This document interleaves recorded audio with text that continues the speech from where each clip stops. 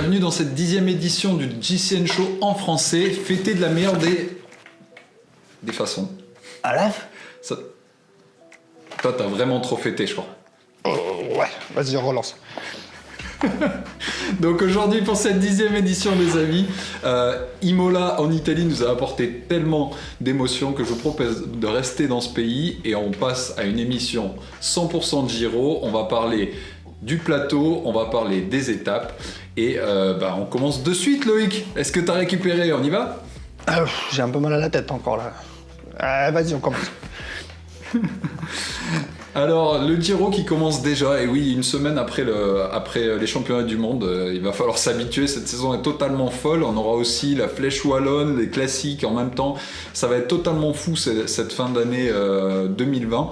Mais aujourd'hui, on va se concentrer sur le Giro qui, au final, va nous proposer un plateau assez relevé à nouveau en cette fin de saison. Et je propose, sans plus attendre, qu'on commence un peu par les leaders potentiels et les futurs vainqueurs potentiels de ce Giro 2020, avec en tête de liste, parce que ce sera le local et un habitué des podiums sur cette course, Vincenzo Nibali, l'Italien, qui a mis quelques escarmouches au championnat du monde et a montré que la forme allait croissant. Est-ce que toi, Loïc, tu penses que Vincenzo il peut revenir sur le haut de la marche chez lui en Italie sur ce Giro? Il pourrait, mais je suis pas certain. Je suis pas certain que cette année ce soit la sienne. Pourtant, c'est un parcours qui va lui correspondre tout à fait, mais je sais pas, je vois plus un Yates ou ouais, je le vois pas la plus haute marche en tout cas. C'est vrai qu'on a vu cette année, depuis déjà quelques années, une cure de jeunisme un peu dans le vélo et surtout sur les grandes compétitions, avec la victoire de Pogačar sur le Tour qui est venu concrétiser un peu cette tendance. Donc c'est un peu à contre-courant de présenter Nibali comme grand favori, néanmoins avec l'expérience et la connaissance du terrain qu'il a, je laisse parmi les grands favoris au titre. Il faut rappeler que sur ce Giro, il y aura évidemment, comme tous les ans, énormément de montagnes, mais il y aura aussi 3 contre-la-montre, dont un contre-la-montre inaugural dès samedi, qui proposera 15 km et c'est assez particulier d'ailleurs en descente. Et là, on peut parler aussi d'un autre Italien qui vient d'être titré champion du monde de contre-la-montre, Filippo Ganna, qui aura l'occasion certainement de battre des records de moyenne. Un chrono en descente, enfin en tout cas en dénivelé négatif, c'est assez rare, ça devrait envoyer du bois. On va en reparler, il y a aussi énormément de spécialistes du contre-la-montre qui sont alignés évidemment, puisqu'il y a 3 occasions qui leur sont données, mais on va continuer et terminer sur les leaders potentiels. Tu as parlé de Yates. Du coup, Simon a précisé, parce qu'ils sont toujours 2. Même si l'année prochaine ils n'auront plus le maillot, ce sera plus facile pour les différencier. Moi, je vois aussi un autre Britannique. On en a un peu reparlé ces derniers temps. C'est Geraint Thomas, qui d'ailleurs va très bien en chrono. Qu'est-ce que t'en penses? Oui, clairement. En plus, c'est vrai, avec les 3 chronos en plus qu'il y aura, c'est sûr qu'il y a des écarts qui pourront être faits là, ou au moins maintenir ceux qui seront faits avant. Geraint, c'est peut-être un client, peut-être un meilleur client, mais on a vu aussi en forme le petit Lopez qui clairement a montré sur ce tour qu'il avait vraiment les watts. Donc à voir. Après en chrono, c'est là qu'il pêche souvent. Donc, c'est vrai. Moi, dans mes 5 étoiles, après les 3 qu'on vient de citer, j'en rajouterai un 4e qui est Stefan Kruijswijk, qui du coup a terminé sur le podium du Tour l'année dernière, a dû y renoncer cette année sur blessure après sa chute au Dauphiné. Et Stefan Kruijswijk, à mon avis, sera aussi un gros client. Il a déjà été maillot rose malheureux du Giro il y a quelques années, qu'il avait dû abandonner sa tunique justement au profit de Vincenzo Nibali. Mais je pense qu'il sera au rendez-vous avec à nouveau une grosse équipe Jumbo-Visma, une grosse bataille contre Ineos, peut-être cette fois-ci à l'avantage d'Ineos, on verra.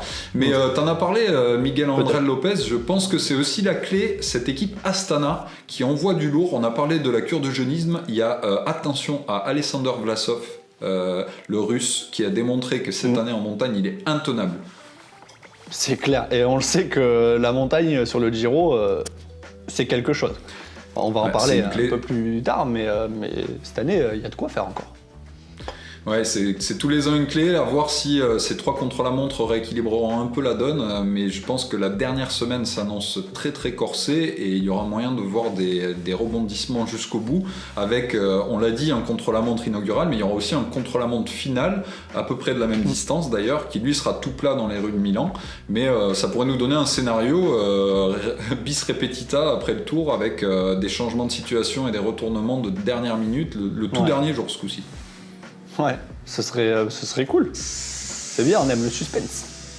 Qui est-ce que tu vois encore parmi on va dire les prétendants à la victoire finale, parmi tous les noms qu'on a cités? Est-ce qu'il y en a d'autres, des outsiders que tu verrais comme trouble fête? Trouble fête alors, parce que vraiment victoire finale, je pense pas. Il y a Majka. Majka qui a montré pareil qu'il était en forme et qu'il savait gérer 3 semaines, donc pourquoi pas, mais ce serait vraiment des outsiders quoi. Et attends, désolé parce que j'ai encore quelques vapeurs d'alcool. Fuglsang. Oui, exactement. Jakob Fuglsang qui lui aussi fera partie de cette fameuse équipe Astana qui je pense sera un peu le facteur X de ce Giro au milieu de la bataille Ineos Jumbo-Visma à nouveau.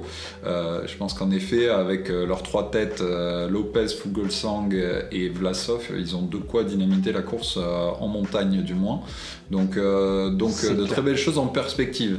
Donc on l'a dit, 3 étapes contre la montre individuelle, donc de belles opportunités pour les rouleurs. On pourrait faire un petit tour de justement des forces en présence côté rouleur. Je te propose de commencer ne serait-ce que par l'équipe Ineos. Ça envoie du lourd puisqu'on a juste le champion du monde de contre la montre individuelle en titre et on a le champion du monde de contre la montre individuelle de 2019 et 2018, donc en l'occurrence Filippo Ganna et Rohan Dennis qui sont alignés au départ, donc il va y avoir du train. Il va y avoir du très très gros train et enfin potentiellement prise de maillot jaune d'entrée, enfin maillot jaune, excusez-moi, maillot rose. Prise de maillot rose d'entrée. Cette année, on n'a pas le temps de réfléchir, il faut vite changer de couleur. On n'a pas le temps de digérer le premier plat de pâte au pesto qu'on passe au pâte au pesto rouge. C'est bon, il y a plus de temps. D'ailleurs, tu me fais penser, Loïc, on n'a pas évoqué les maillots qui sont un petit peu différents au Giro du Tour de France, mais ça donne l'occasion d'en faire un tour rapide. Donc oui, le maillot rose, la Maglia Rosa, c'est le maillot du leader du classement général sur le Giro, contrairement au Tour où il est jaune. L'histoire est plus ou moins la même, puisque la couleur jaune sur le Tour était liée à la couleur des pages du journal Lotto à sa création. En Italie, l'histoire est la même, puisque c'est la couleur des pages de la Gazzetta dello Sport. Donc l'équivalent de l'équipe en France, et donc c'est la couleur du maillot de leader, mais il y a aussi le maillot cyclamen qui est le maillot pour le coup des meilleurs sprinters, et nous avons la maglia azzurra, donc couleur azur pour les meilleurs grimpeurs, et enfin comme sur le Tour de France, un maillot blanc pour les meilleurs jeunes. Donc voilà pour les maillots distinctifs sur ce Giro. Revenons un peu au contre-la-montre. Donc on a dit Ganna, Dennis. Qui d'autres vois-tu en spécialiste de contre-la-montre sur ce Giro? On a Tony Martin, l'éternel, qui sera toujours là. Après, ça fait un petit moment qu'on l'a pas vu quand même sur la première marche du podium, donc à voir. Ensuite, qui c'est qu'on a noté? On a notre Français Benjamin Thomas qui sera sur place. Ouais, tout à fait. Donc clairement, pareil, prétendant à une potentielle victoire de chrono. Je le vois un peu plus sur le contre-la-montre le plus long de ce Giro que sur que sur l'inaugural ou le dernier, qui est un peu plus long et un peu plus vallonné. Je pense que les autres sont plus pour des coureurs très très puissants, même si évidemment il l'est, mais il a un profil un peu plus véloce. Je vois bien sur ce contre-la-montre d'une 30aine de kilomètres un peu plus difficile, qui devrait lui convenir parfaitement. Ensuite on peut citer d'autres, il y a Victor Kampenaerts, il y a Michael Hepburn, Tobias Ludvigsson aussi chez Groupama FDJ, Miles Scottson, eux aussi ont une très belle équipe de rouleurs qui sera plutôt autour de Arnaud Démare pour le sprint. Ça nous fait la transition d'ailleurs, parce qu'il y a beaucoup de sprinteurs aussi présents sur ce Giro, dont Arnaud Démare qui tentera cette année de ramener la Maglia Cyclamen, qu'il a toujours échoué à ramener jusqu'à présent, et il a des atouts pour ça. Ah bah s'il garde le même état de forme qu'il a depuis le début de saison, enfin en tout cas s'il y arrive sur ce Giro avec son état de forme de ces derniers mois, je pense qu'on a un gros client pour la victoire finale de ce maillot. Ouais. Qui d'autre au niveau des sprinters? On a un autre très bon français au sprint avec Rudy Barbier. Ouais, Rudy Barbier, c'est un très bon sprinter, mais il est peut-être un ton en dessous quand même. Peut-être un ton en dessous de Demar et la clique qu'il y aura, parce qu'il y aura des Gaviria, il y aura Viviani. Bon, Viviani qu'on n'a pas vu à son aise trop sur ce Tour de France déjà. On a aussi Peter Sagan. Ouais. Qui rentre un peu bredouille de ce Tour de France, parce que bon, l'éternel vainqueur de ce maillot vert sur le Tour de France, il l'a pas eu cette année.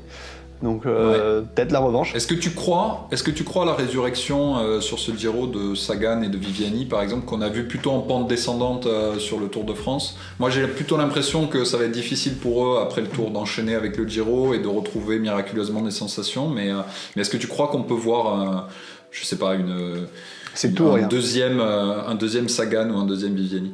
Non, ce sera tout ou rien. Soit le Tour leur a fait du bien et clac, ils passent la marche au-dessus, ils passent la vitesse du dessus, soit statu quo. Et moi, j'opterais plus pour Viviani, j'opterais plus pour un statu quo déjà, c'est sûr. Et Sagan à voir, il est surprenant Sagan. J'en viens à une équipe qui a 2 jeunes têtes d'affiche au sprint qui devraient en tout cas faire parler d'elle. En plus, c'est une équipe qui est habituée à amener les sprints. C'est Alvaro Deg et Davide Ballerini de la Deceuninck Quick-Step, qui sont 2 jeunes très prometteurs qui ont déjà gagné. Bah oui, clairement. Et aucun complexe. Giro, grand tour, fatigue de plusieurs étapes.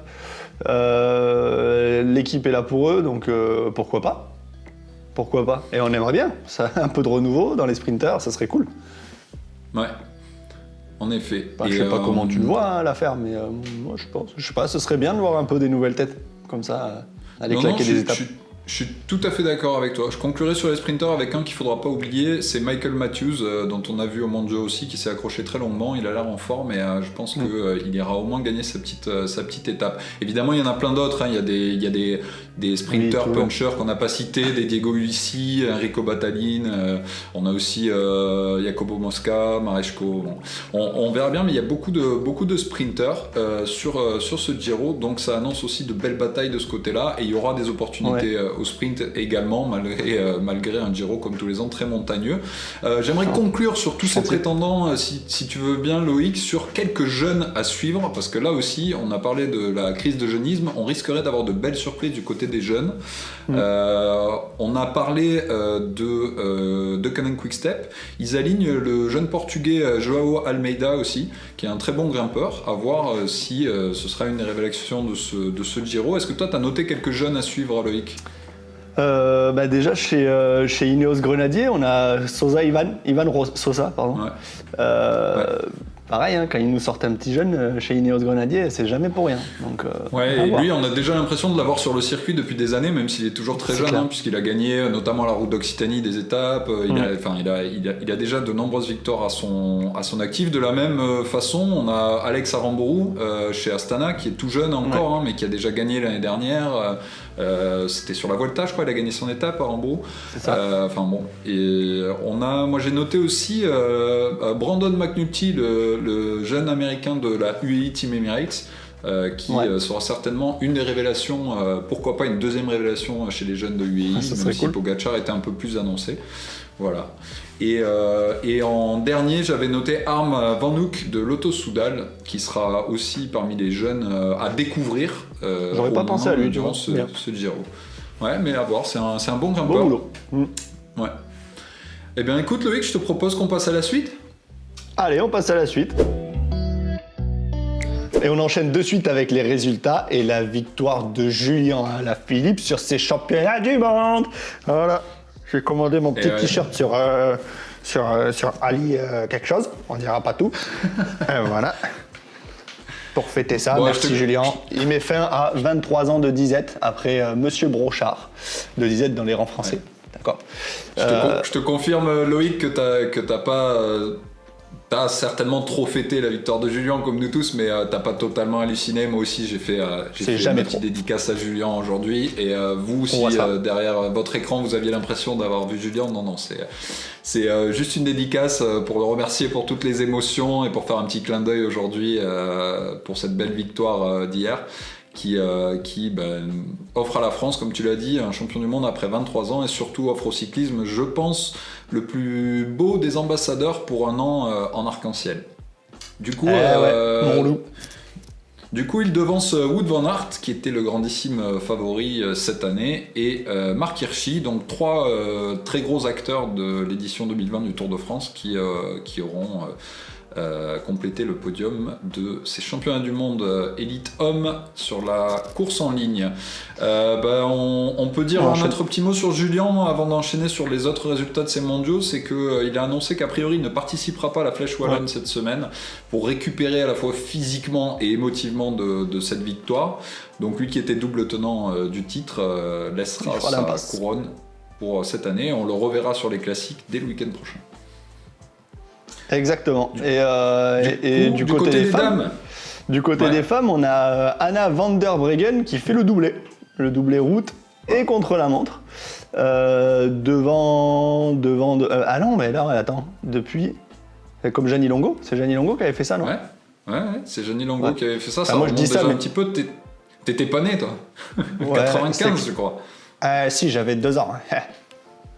J'avais 2 ans et t'es pas prêt. 2 ans, je faisais 1m78 déjà.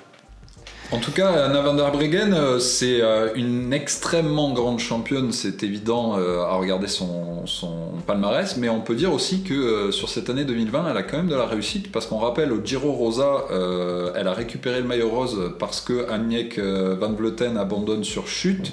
Lors du contre-la-montre, la plupart d'entre vous auront vu que Chloé Diegert, l'américaine, était sur le point de remporter son 2e titre, puisqu'elle avait presque, je crois, plus de 30 secondes d'avance sur Van der Breggen. À l'intermédiaire, elle est tombée, chute très impressionnante d'ailleurs, et ensuite, elle l'emporte sur route. Et à noter Van Vleuten qui, pour son retour, est sur le podium. Elle fait 3e de la course en ligne. Ouais, donc c'est beau quand même.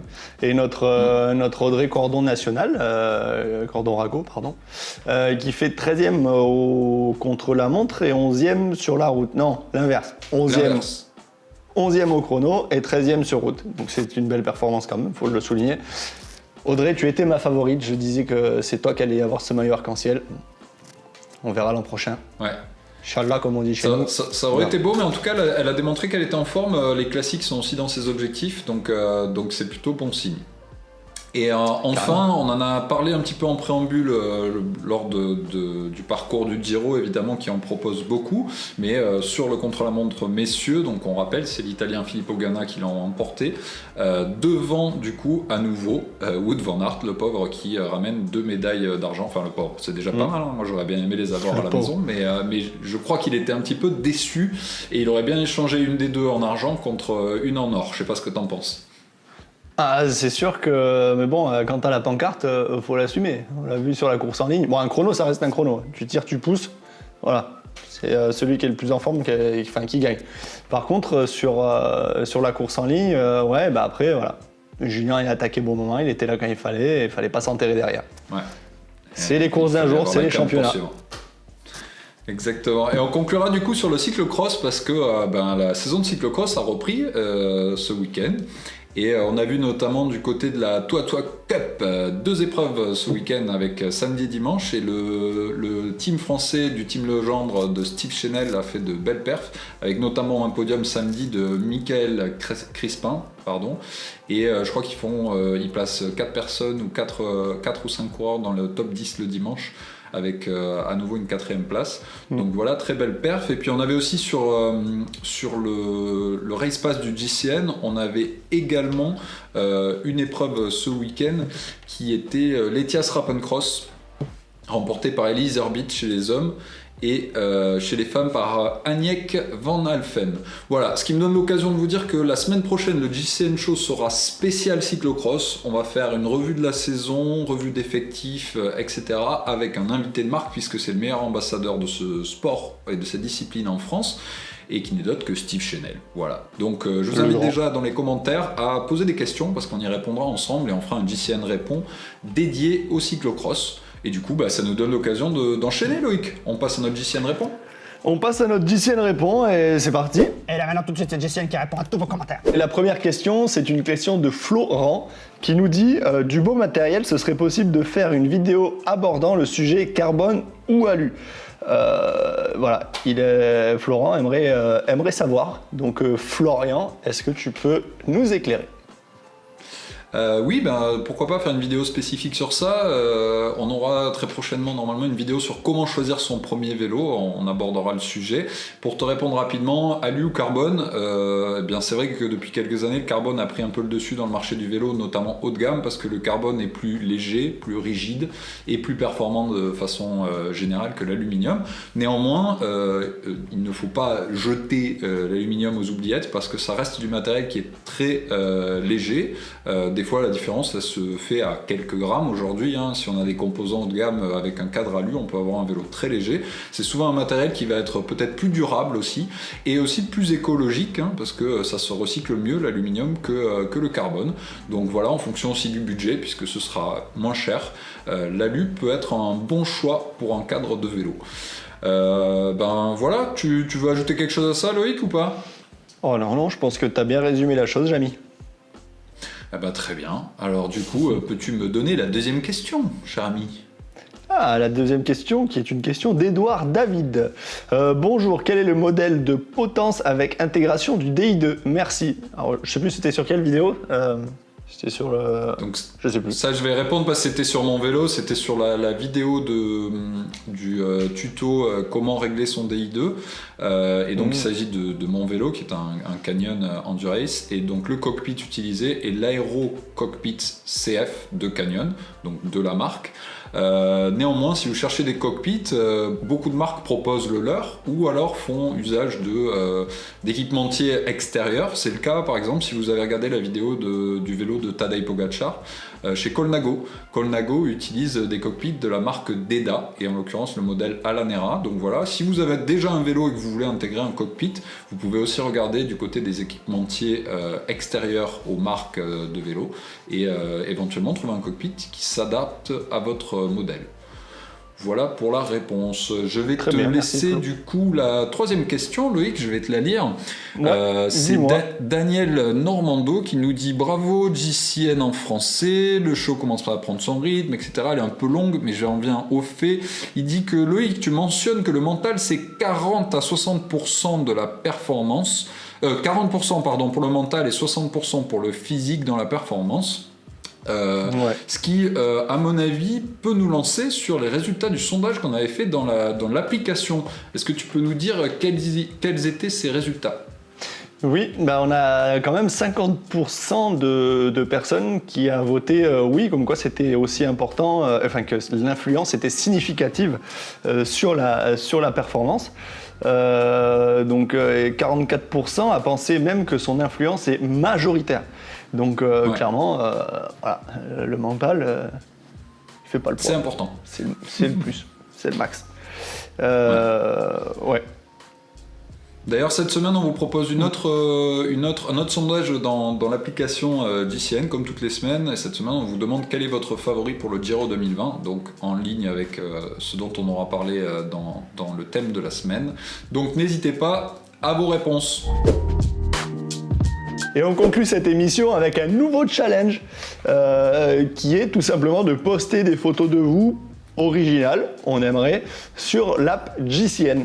Et ça vous donnera droit à des très beaux cadeaux. Donc le premier cadeau, pour la première place, c'est un kit maillot cuissard JCN Fan. Le deuxième, il remportera un cuissard JCN, rouge et noir. Et le troisième, 2 bidons Elite Fly. Florian. Ouais, GCN également. Du coup, vous savez comment ça marche maintenant. Vous allez sur l'application de GCN, vous chargez vos photos. Donc, vous pouvez les mettre dans n'importe quelle catégorie. Nous, on vous suggère inspiration cyclisme, mais peu importe, vous pouvez en choisir d'autres. Et mettre une légende en français, c'est important. Comme ça nous permet, nous, de vérifier que vous soyez bien des fans de GCN en français. Et on vous laissera jusqu'à fin octobre. Donc sur tout le mois d'octobre, et on fera notre sélection des 3 meilleurs candidats ou des 3 meilleures photos à la fin du mois, et on donnera le vainqueur début novembre, donc les vainqueurs, puisque comme l'a dit Loïc, il y a 3 prix à gagner, et on monte en puissance là niveau prix, c'est pas mal quand même. Ah ouais, là ça commence à être sport. Enfin, monte en puissance, le dernier c'était quand même pas mal. Hein. À la verre expression, c'était quand même bien. C'est beau cadeau. C'est vrai. Et Florian, la semaine prochaine donc. Ah bah c'est ce que j'allais dire, la semaine prochaine Vas-y. vous retrouverez une émission spéciale cyclocross avec Steve Chenel en invité, et c'est Florian qui fera cette vidéo parce que moi je me casse en vacances. Allez, ciao. Voilà, comme vous l'aurez compris, Loïc a déjà trop travaillé, il n'était pas vraiment habitué jusqu'ici, donc il va prendre un peu de vacances, et je le remplace par Steve Chenel la semaine prochaine. N'hésitez pas, comme je l'ai déjà dit, à mettre vos questions en commentaire, et comme ça on fera des questions un peu spécifiques au cyclocross la semaine prochaine dans le GCN Répond. Du coup Loïc, toi je te dis pas à mardi prochain, je te souhaite de bonnes vacances, et vous par contre, n'oubliez pas, vous êtes toujours plus nombreux à nous suivre, si c'est pas encore fait, abonnez-vous à la chaîne juste en dessous, et puis mardi prochain alors. Dans 15 jours. Ciao.